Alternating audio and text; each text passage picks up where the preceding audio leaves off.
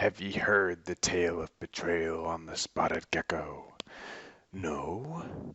Well, I implore you to pull up your stool and refill your tankard. This be a tale you do well to listen to. It all starts out with a man by the name of Dobbs. Dobbs was a young lad, but a large fellow who spawned in the Sea of Thieves by some sort of technological power, if you will. He had short blonde hair and was average in height, and he spent most of his time fishing at the docks of Plunder Outpost or playing his accordion around the island. One day while Dobbs was practicing his accordion on the beach, a mighty galleon docked at the outpost. A captain and his crew sauntered off the ship. Now Dobbs wasn't too fazed by their arrival because ships always docked at the outpost to resupply. He turned his focus back to practicing his accordion. The captain took notice of the large man playing his instrument on the beach and walked over to him. He asked if he knew how to play the Maiden Voyage tune. Dobbs looked at the man standing before him. He was quite tall and had a muscular physique. A large tricone sat atop his head, and under it were thick locks of black hair and a long braided beard. Dobbs decided to humor him, so he stood up from the sand and played the shanty. The man chuckled and asked him if he knew the infamous Bosun Bill. Dobbs gleefully played this shanty as well. The man chuckled again and introduced himself. His name was Captain Webfoot. He pointed to the ship at the docks and he told him that the ship there was called the Spotted Gecko and it belonged to him. Webfoot explained that he loved music, but nobody aboard played an instrument. He told him that the Spotted Gecko could use some music on its deck, so he invited Dobbs to join his crew. Out of all the ships that had docked at the outpost, not one captain had taken notice of him. Dobbs looked off into the horizon, remembering that his father was a pirate. He looked back at the captain, shook his hand, told him his name, and was soon boarding the Spotted Gecko. Once aboard the ship, Dobbs looked around the mighty galleon, for he had never set foot on one before. The hull of the ship was painted blue and green, and the sails on the three masts were yellow. 4 cannons lined up on either side of the main deck as well. Webfoot let him look around and then pulled his attention back so he could introduce him to the crew. Webfoot pointed below deck to a short, older woman with gray hair and large muscles hunched over a navigation chart. Her name was Lily, and she was the navigator of the ship. He called up to the crow's nest for a man by the name of Crackshot Domingo. He slid down the ladder. A tall, slender man with red hair and an eye patch over his left eye stood before them. Webfoot asked him to show off his shooting skills. Domingo rolled his eyes, but obeyed the order. He saw another ship passing by the outpost about 100 yards away. A bell could be seen swinging at the top of the crow's nest. He drew his pistol and fired. The bell loudly rang, and the crew on board the distant ship could be seen frantically running around with confusion. Domingo turned around and shot one more look at Dobbs before climbing up the ladder to the crow's nest. Webfoot let out a large chuckle, and then Lily approached Dobbs and Webfoot, saying that they needed to make a heading for southeast. Captain Webfoot took to the helm and ordered the crew to ready the ship. Lily showed Dobbs where the capstan was to raise the anchor, and how to adjust the sails to match the direction of the wind. The Spotted Gecko pulled away from the docks, and Dobbs's life as a pirate began to unfold. Dobbs sailed on a countless number of ventures aboard the Spotted Gecko. As agreed, Dobbs would play his accordion whenever the captain asked him to, filling the ship with music. Lily took a liking to Dobbs's work ethic and took him under her wing. She showed him everything from using the sails to placing your cannon shots. Sometimes in their downtime, she would let him look at her navigation charts too, which always fascinated the young Dobbs. Captain Webfoot had a lust for finding buried treasure, so he was always seen trading with the Gold Hoarders Alliance. When they docked at the Golden Sands outpost, this was no exception. It was noon before Webfoot returned from the Gold Hoarder's tent. With him was a map and a grin from ear to ear. He gathered the crew and told them that this would be a good haul. Webfoot passed the map off to Lily. She took it below deck to her navigation chart and began figuring out where to sail. She came back above deck and told Webfoot that they needed to head north to Smuggler's Bay. Domingo yelled from the crow's nest, saying that the storm was coming in from the east. They could leave now and hope to avoid the storm, or wait for it to pass. Now, anybody who's been on the Sea of Thieves knows that a storm should be avoided at all costs. Heavy rain can flood your bottom deck. The 20-foot waves can put holes in your hull, and lightning can strike anywhere, at any moment. Captain Webfoot weighed the options and paced the deck for a short while before deciding. His decision was to sail. The spotted Gecko was ready to go in a matter of minutes. The wind filled their sails, and they started hauling towards Smuggler's Bay. Webfoot ordered Dobbs to play the Ride of the Valkyries, the perfect music for a race against time. In less than an hour they pulled up inside the bay of the island and quickly disembarked the ship. Webfoot got to figuring out where the treasure was with Lily, while Domingo and Dobbs shot at the skeletons emerging from the sand. Between the crew's teamwork and their plan, they were able to quickly find the treasure. Lily picked up the chest and made her way back to the ship with Webfoot. Domingo kept shooting at the skeletons from the deck of the ship, while everyone climbed back on board. The ship was turned around, the sails were lowered, and they were soon back on the sea. Dobbs pulled out his instrument, but it was an early celebration. The winds had shifted to blow towards the west. The previously far-off storm was now on top of them. The waves started to swell in size, and a heavy rainfall already started filling up their bottom deck. The compass on the helm began to spin in circles, and a thick fog rolled over. Webfoot barked out orders. Domingo would go below deck for repairs, Dobbs would bail out the water, and Lily would keep them on track for Sanctuary Outpost. The crew went in the action, and every order was obeyed. Domingo pounded planks over the holes in the hull of the ship. Dobbs ran back and forth, removing the water from below deck, and Lily ran back and forth from the navigation chart to tell Webfoot what adjustments needed to be made. Lily was running back onto the main deck of the ship when suddenly she was struck in the head by lightning.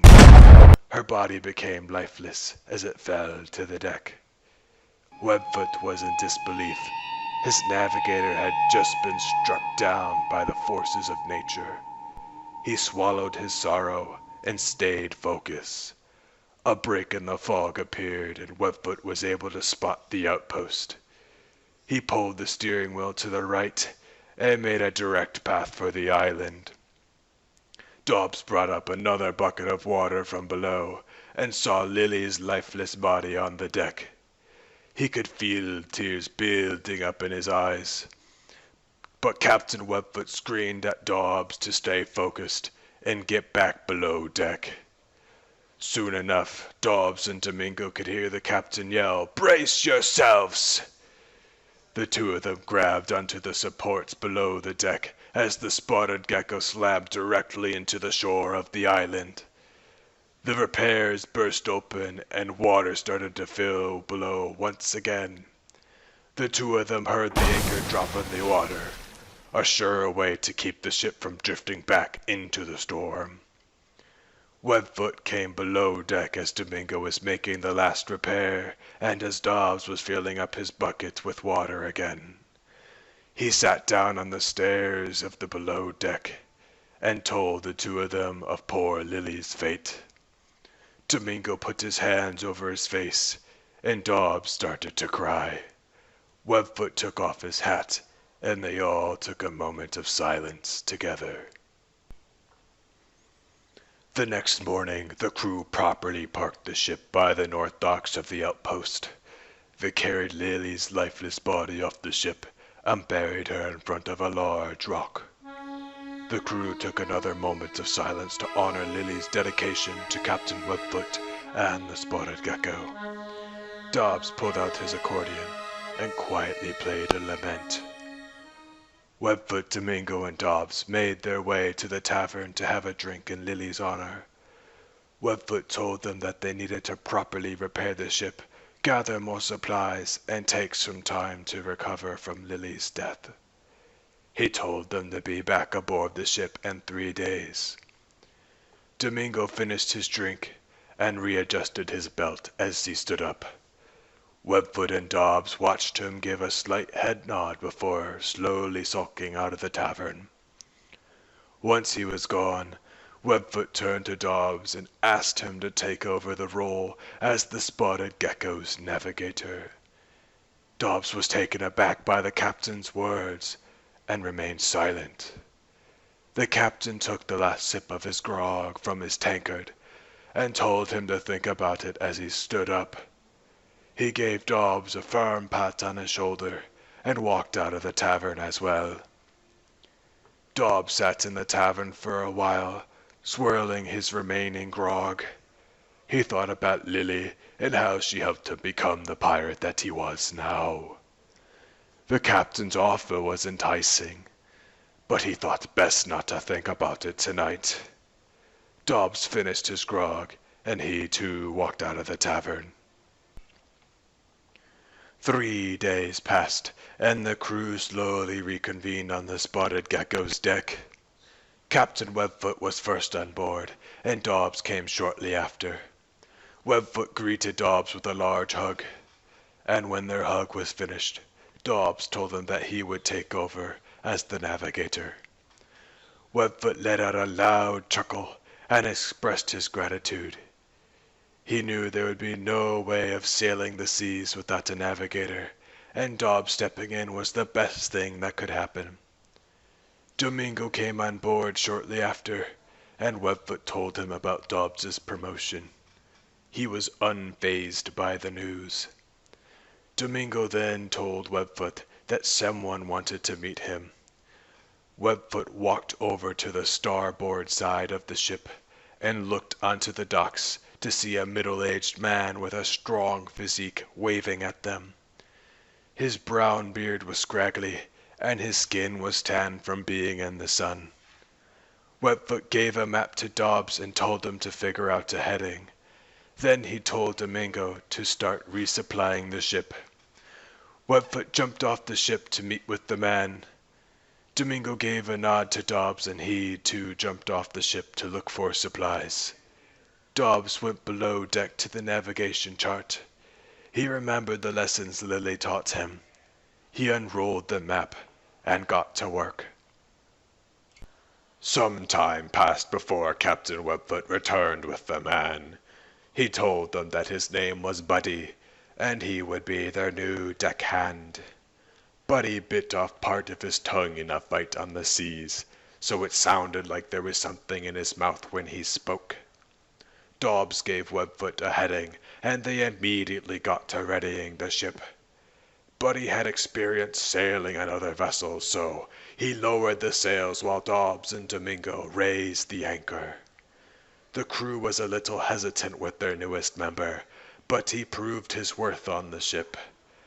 Buddy was a decent fisherman too, so Dobbs was able to get along with him well. The crew sailed on many voyages together. They dug up chests together and shared stories over pints of grog. The hesitance quickly subsided. In their travels, Dobbs made some mistakes navigating to the correct island from time to time. But Captain Webfoot would be understanding, though, due to him developing his skills as a navigator. While Dobbs would be learning the charts, Buddy would sometimes accompany him and look over his shoulder while he was working. The crew had another collection of chests to sell to the gold hoarders, so they decided to dock the ship at Plunder Outpost, the place where Dobbs used to reside.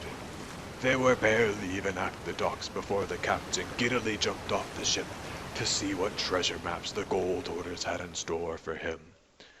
The crew took care of selling the chests they acquired and divided the gold.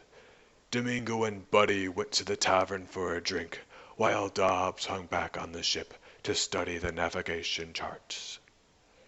Dobbs was carefully measuring the distance between some islands when Webfoot suddenly jumped to his side and pushed a map into his hands. He told them that this map would lead them to a great fortune. They would set sail at noon, and that was only an hour away. Webfoot ran off the ship to gather Buddy and Domingo from the tavern. They weren't happy their pint of grog was interrupted, but Webfoot reassured them that they could buy all the pints in the sea after this score. Buddy and Domingo walked back and started stalking up the ship, just as Dobbs figured out their destination. Rum Runner Isle, and it was north by northwest of Plunder Outpost. Buddy and Domingo finished supplying the ship and used the harpoons to guide them away from the docks.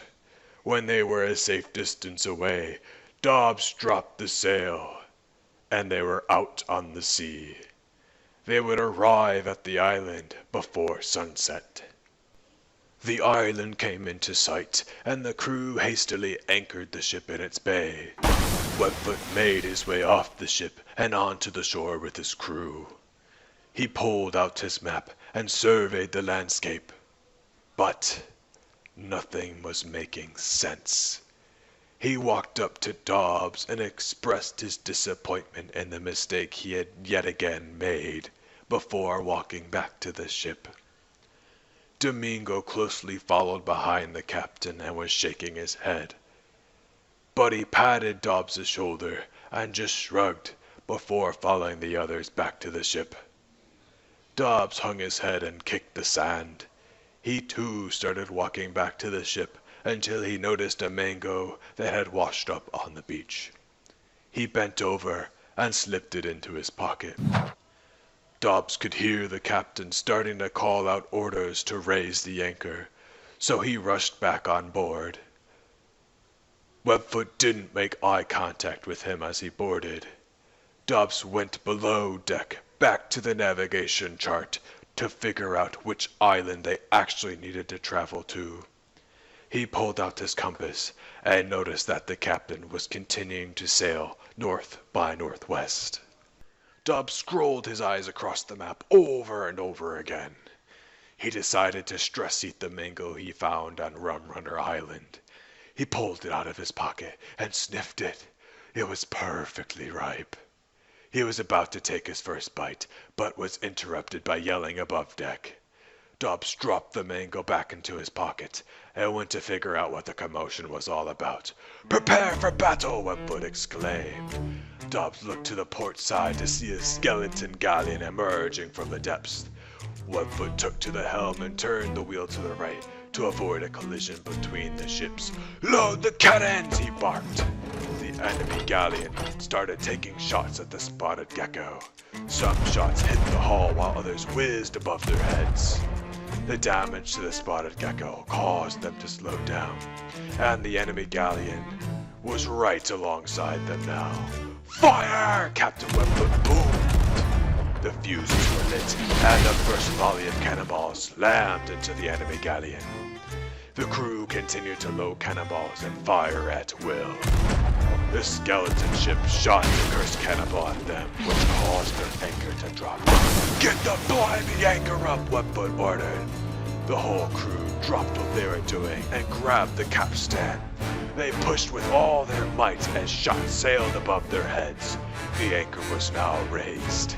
Webfoot ordered for Buddy to make repairs below deck, while Dobbs and Domingo returned fire. The fighting continued until the enemy galleon stopped firing at them. It started to sink, and soon the bowsprit of the ship raised high into the air. A true victory for the books. The crew cheered until Buddy came up from below deck. He told them that they had run out of wooden planks for repairs. Webfoot quickly sailed to a nearby island to the north of them. They dropped the anchor in the bay and scavenged the island for more wooden planks. The crew each found a couple of planks on the island, and they were able to save the spotted gecko from sinking. They had won the battle, but in the process drifted far off of their course. Webfoot told Dobbs to figure out where they were. He went below deck and looked at the navigation chart. The battle drove them far to the northeast. Dobbs came back above deck and pulled out his spyglass to survey the island. He quickly put his spyglass away and then looked at his map. They were on the island with the buried treasure. It was Scurvy Isle, not Rum Runner Isle. He told Webfoot, and they all went to shore. Captain Webfoot eagerly put out his map from his jacket and started to count paces across the sand. He came to a dead stop and marked an X in the sand with his foot. He ordered the crew to dig at the X. Each shovel of sand led them closer to riches. Buddy's shovel struck something hard. As they began to unearth the chest, a large horde of skeletons armed with swords emerged from the ground and started to attack. The crew took out their weapons and took fire upon them. Dobbs quickly ran out of ammo, and he realized that his sword was still aboard the ship. The skeletons cornered him, but Webfoot came to his side and brought them all down with one swing. The skeletons didn't stand a chance. The crew surveyed the island for any more skeletons, but not a bone could be heard rattling in the wind. Assured that they were alone, the crew picked up their shovels and finished unearthing the shining gold chest from the sand. Nobody had ever seen anything like it. They knew that the gold hoarders would pay a great price for this chest. The crew rejoiced and started to celebrate on the island. Dobbs played the maiden voyage shanty for everyone while they drank from their tankards. Now Dobbs wanted to continue celebrating, but he wanted to make sure that he never made this mistake again. He walked to the edge of the island and climbed a tall rock. There he sketched some details into his notes. While he was up there, he realized he never got to eat his mango from before. He pulled it out of his pocket and took a big bite out of it. The juices dripped down his face and onto the rock. It was the sweetest mango he had ever eaten.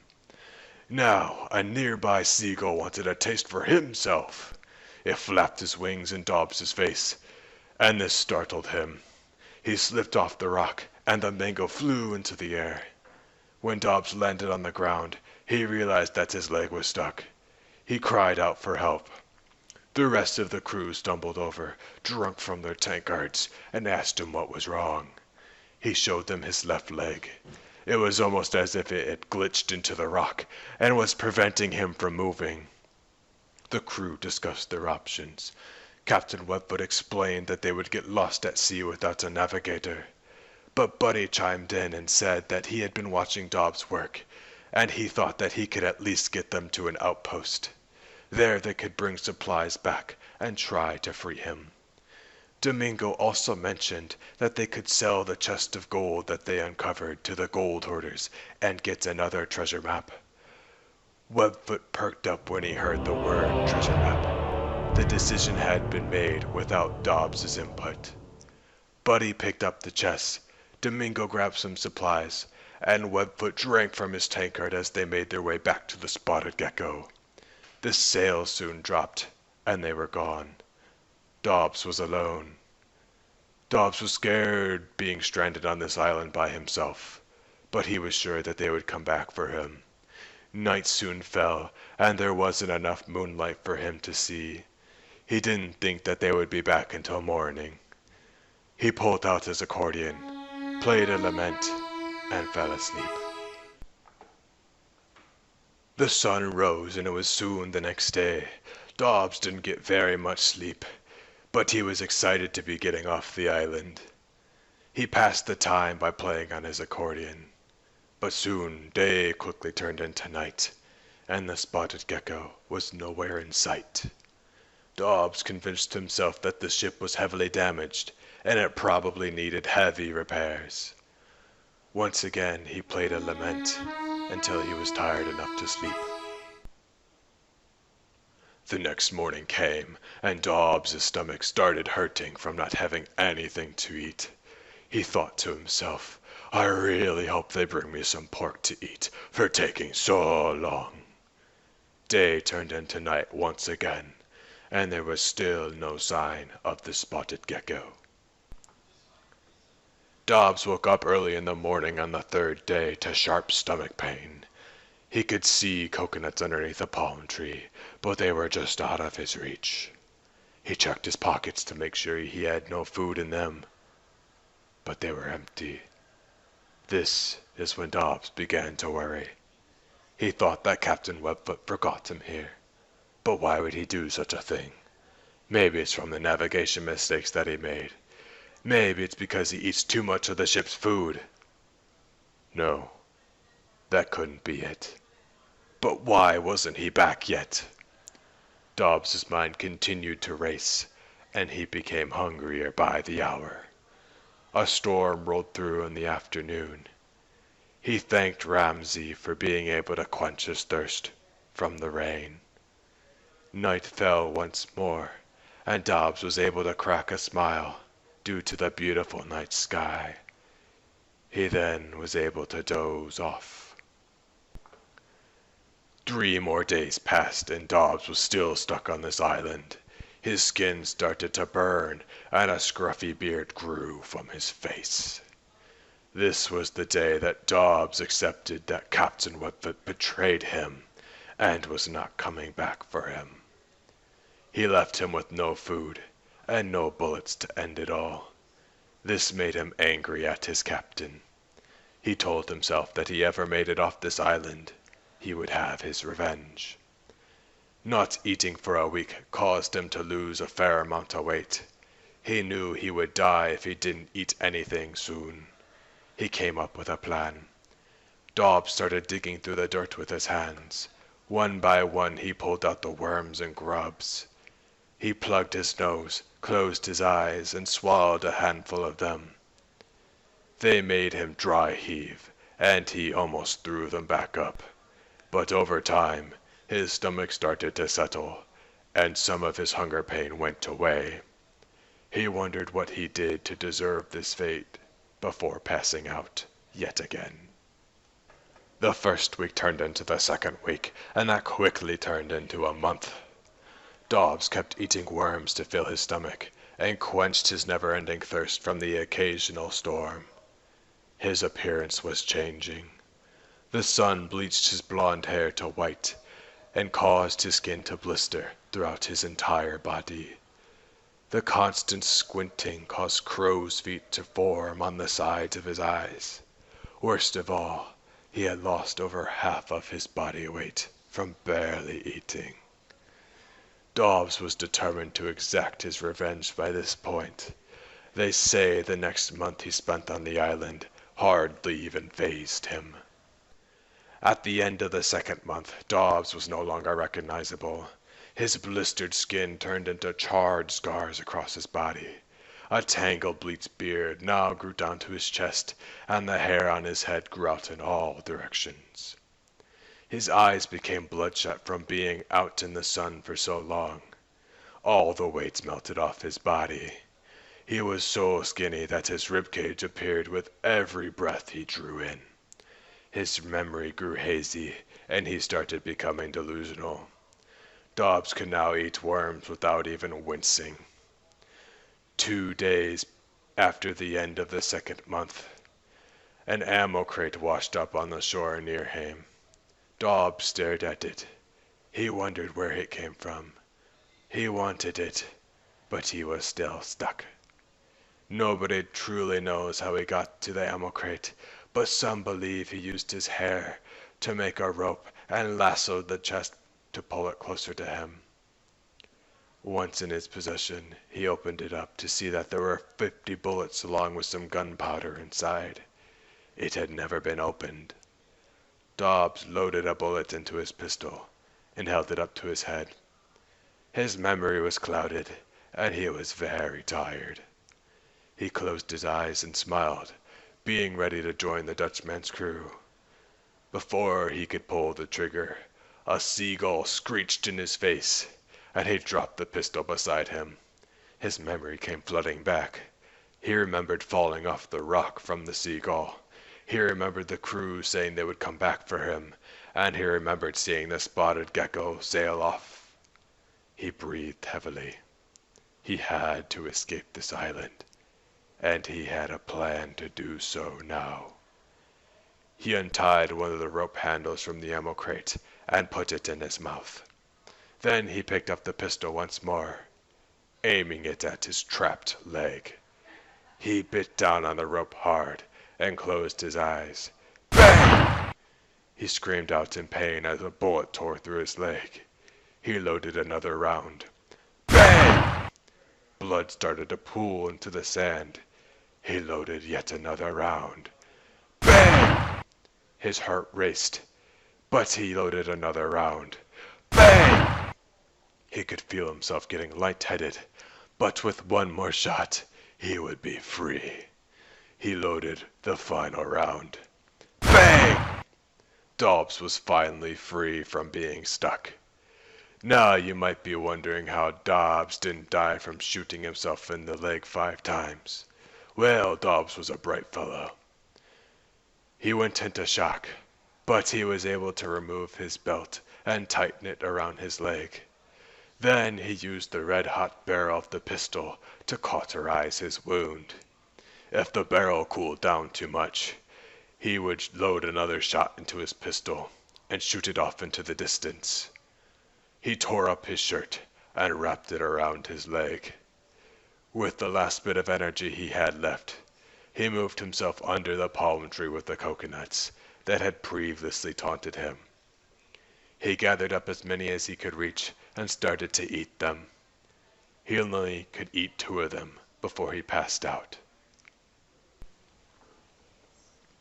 They say Dobbs slept for 3 whole days before he woke up. He was still in antagonizing pain, but he was alive. He continued to eat the bounty of coconuts and began thinking of a way to get his revenge. Captain Webfoot was strong in swordplay and at fighting out on the sea. Crackshot Domingo rarely missed with his pistol or eye of reach, and Buddy carried a blunderbuss around with him wherever he went. Gathering other pirates to help him would take too long, and getting his hands on a galleon would take even longer. Dobbs stroked his beard. That's when he noticed how scarred his skin now looked. He crawled over to the water to see his reflection. He no longer recognized himself anymore. Being stuck on this island transformed him. Dobbs crawled back to the palm tree to be in the shade.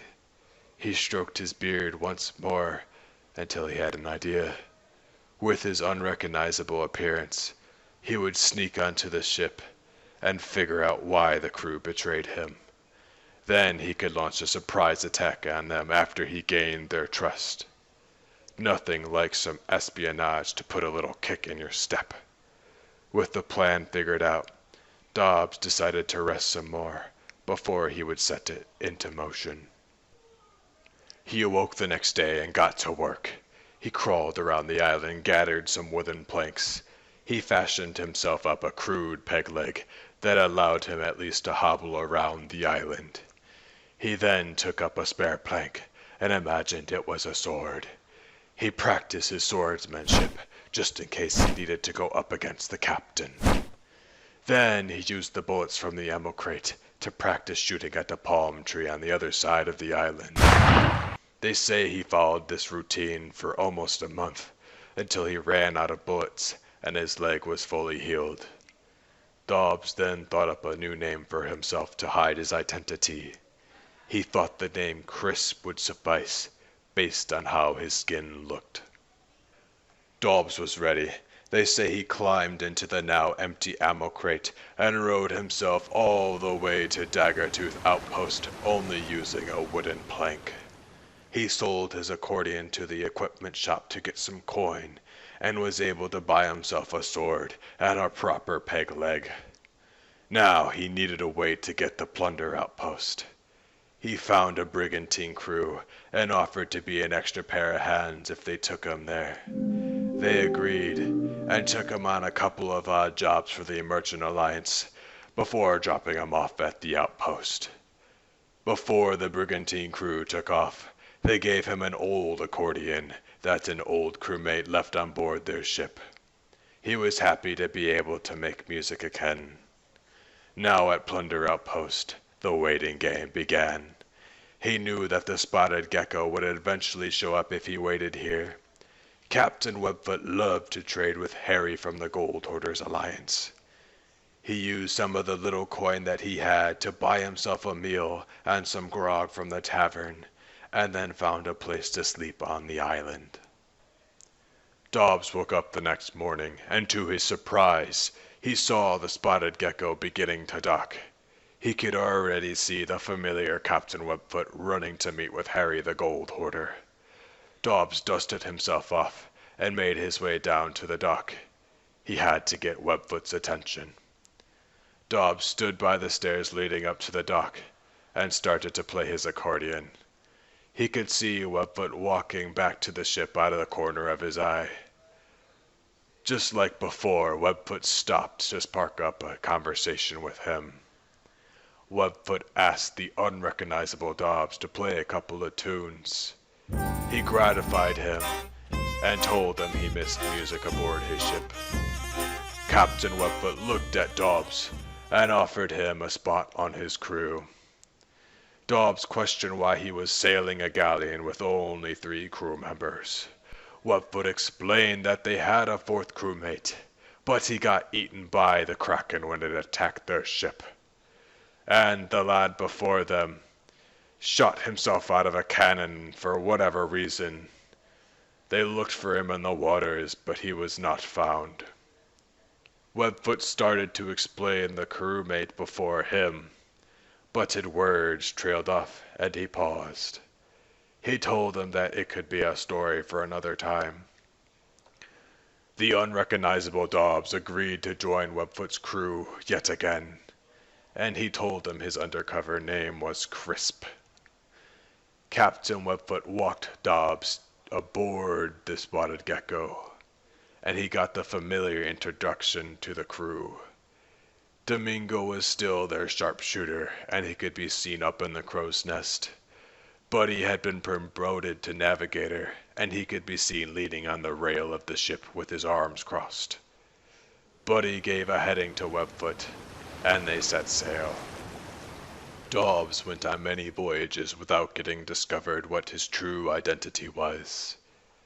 He kept the captain entertained by playing his accordion, and didn't need any instruction when an order was barked out.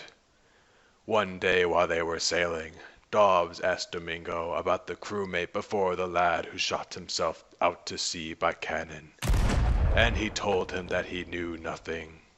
He said he disappeared without any warning. Domingo then abruptly walked away to avoid any more questions. Dobbs thought to himself that maybe there was a crewmate in between himself and the cannon lad. On another one of their gold adventures, their ship got attacked by a megalodon. The crew shot at it with the cannons while the captain steered the ship, taking the occasional shot at it with his pistol. The megalodon charged the ship and directly hit it. Buddy got launched overboard. Dobbs ran to the front of the ship and managed to harpoon him back on board. Buddy deeply thanked him. The fight continued on, and the crew was able to bring down the mighty beast with a couple more cannon shots. They repaired the ship and continued their travels. Buddy approached Dobbs and told him that he owed him his life, before returning below deck to the navigation chart. Dobbs thought he had gained his trust. The crew went on more adventures, and Buddy started to get to know Crisp a little better. He would always invite him to sit at the navigation chart table with him. Sometimes he would join him. Captain Webfoot and the crew were sailing in the sea when he ordered to have the ship anchored at Castaway Isle. He wanted to know if there were any supplies that they could make use of. Domingo and Webfoot went one direction, while Buddy and the undercover Dobbs went the other. While they were searching, Dobbs found a pomegranate and a banana in a barrel. He put them into his pocket to save for later. Dobbs decides to press Buddy about the crewmate before the lad who shot himself out of the cannon. He asked Buddy if he knew anything. Buddy opened up to Dobbs. He called the man a screw-up, and he was a navigator that kept making mistakes. Dobbs' suspicion rose, but he kept listening. Buddy then said that he convinced the gold-hungry Webfoot to leave him on an island so they could sell their rare chest of gold to the gold hoarders. Dobbs then asked what island he was marooned on. Buddy scratched his beard for a short while. His memory was a little fuzzy, but he thought it might be Scurvy Isle. Dobbs confirmed that Buddy was talking about him, and then he asked why they did such a thing. Buddy told him that he wanted the navigator position so that he could make more gold, a backstabbing move. Dobbs then asked Buddy what he thought happened to him.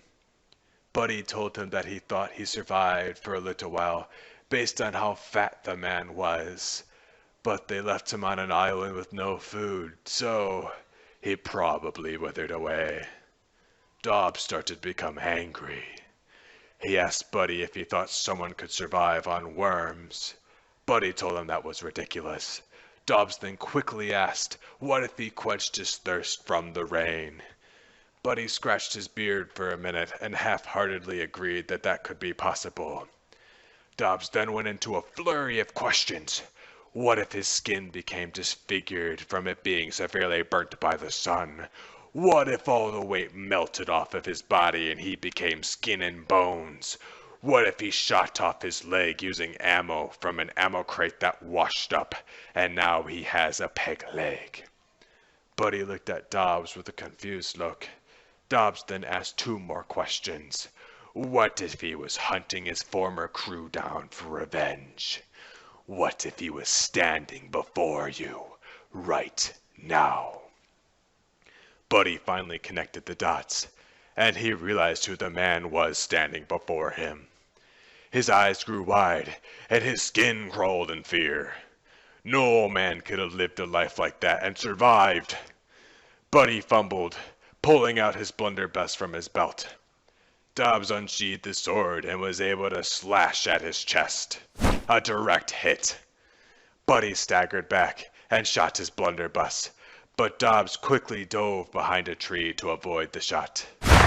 Buddy screamed out for Domingo. Dobbs readied his sword for a lunge. Buddy screamed out louder for Domingo a second time. Dobbs hopped out from behind the tree and made a swift sword lunge into Buddy's chest. He fell to the floor just as Domingo appeared from behind some rocks. Buddy fell to the ground and pointed at Dobbs. He told Domingo that this man Crisp was actually Dobbs, and he was here to kill them all. Buddy let out his last breath, and he became silent. Domingo visibly snapped. His face turned red and he gritted his teeth. He quickly drew his pistol and shot towards Dobbs. It whizzed right past his head and hit a rock behind him. Domingo started to load another shot, and Dobbs ran for the beach. "Why couldn't you stay dead?" Domingo screamed as he took another shot at Dobbs. The bullet tore through his shirt, but missed him. Domingo was already loading another shot. "Why did you come back with that damn accordion for a second time?" Domingo shot again. His bullet hit Dobbs in his left arm. He winced in pain, but ducked behind a palm tree for cover. Dobbs quickly eats the pomegranate he found earlier to heal himself. I hate music, but I stayed quiet and I ignored it for my captain. Domingo took another shot at the palm tree that Dobbs is hiding behind. Why did your fat ass have to come aboard the ship that day? Domingo starts loading another round. Captain Webfoot runs from the other side of the island right into Domingo's line of fire without realizing it. He starts to ask what is going on, but Domingo fires another shot and it hits Webfoot directly in the chest. Webfoot falls to the sand. Domingo is unfazed due to the blinding bloodlust that has taken over. He drops his pistol to the ground because he has run out of ammo, and he pulls the eye of reach off his back. He takes another shot that hits the exact same spot in the palm tree as the first one. Dobbs sprinted further down the beach while Domingo reloaded. We had a perfect plan, Domingo yelled as he shot again. The shot splinters Dobbs' peg leg. He crawls behind some rocks for cover. Plunder Outpost Tavern. That's where we came up with the idea to kill you. Domingo reloaded his eye of reach, and Dobbs attempted to take a shot at him. It whizzes to the far right and misses him. Dobbs returned to cover, but he didn't notice his good leg was sticking out. Domingo takes the opportunity and shoots him in the foot. Dobbs screams in pain. He is able to calm himself down, and then eats the pocketed banana to heal himself. He looks down the beach to see that a skeleton has emerged from the sand, and he is holding a gunpowder barrel. Buddy was supposed to kill you when the skeleton galleon attacked our ship, but he chickened out, Domingo screamed. Dobbs brought himself back under cover as a bullet just whizzes by him. He quickly glances to see that the skeleton is getting closer to Domingo. Domingo already has his gun reloaded. And Captain Webfoot had to save you that day when you were cornered. Marooning you was the next best option. Domingo shot the sand right next to Dobbs, and it gets in his eyes, blinding him. Dobbs wiped most of the sand out of his eyes. He could barely see by squinting, but he managed to reload his pistol. Go be with Buddy on the Dutchman's ship, Domingo screeched as he looked down the scope one more time. Domingo ran out of ammo.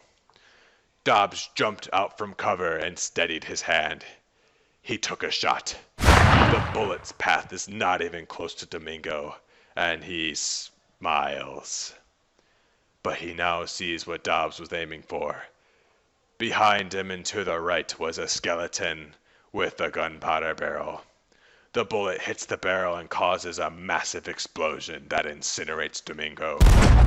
A large cloud of smoke rises into the air, and the island was now silent. Dobbs caught his breath, and then crawled along the beach to where Captain Webfoot was laying. Dobbs sat next to him. Between his breaths, Webfoot told Dobbs that he had a suspicion that it was actually him this whole time. He told him that he could recognize his accordion playing. Webfoot took a deep breath and coughed up some blood. He explained that his greed got the best of him that day, and he has regretted it ever since. Even more blood was coughed up. He then told him that he would not be needing his ship anymore, and it belonged to him. He told him he would make a great captain. Dobbs grabbed his hand whilst tears streamed down his cheeks. With his last breaths, Webfoot had Dobbs promise him that he would never leave his crew behind. Webfoot's eyes closed for the last time, and he became motionless. It was like Dobbs could see his soul leave his body. More tears fell from Dobbs's eyes. Captain Webfoot was his first and only captain. He would always remember him. That night, Dobbs managed to gather up the bodies of his former crew and placed them in a rowboat that had washed ashore on the island. He set it on fire and pushed it out to sea. He watched as the roaring fire engulfed their bodies. After some time, the rowboat drifted out of view from the island, and Dobbs could see it no more. Dobbs then boarded the spotted Gecko and wondered what adventures awaited him. He would stay true to his vow to Webfoot and never leave his crew behind. To solidify this vow, he changed the name of his galleon to the Mindful Gecko. Dobbs raised the anchor by himself, lowered only the back sail, and slowly sailed himself back to Plunder Outpost. He would search for his crew where he once started out.